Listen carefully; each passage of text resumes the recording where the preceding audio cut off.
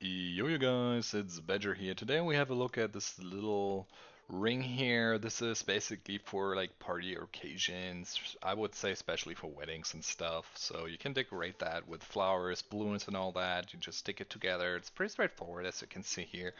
And I also got some balloons.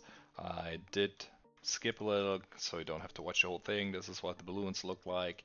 And then I would say we get them on this ring and check that out how that's gonna look when it's all set up.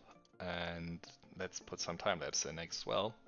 And here are my results.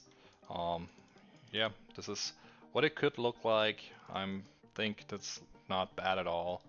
Um, just feel free to experiment a little and set it up the way you like it. And yeah, that's basically what this is all about. So yeah, if you like it, feel free, try it yourself. It's pretty easy. And yeah, I will call it a day. My name is Badger, and I will see you in the next one. Take care, you guys. Bye bye.